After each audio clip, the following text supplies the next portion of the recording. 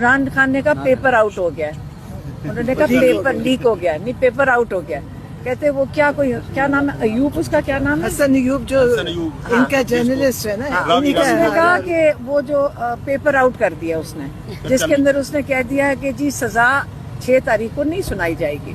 तो अगर 6 तारीख को नहीं सुनाई जाएगी, उसको ये भी पता होगा सजा है क्या।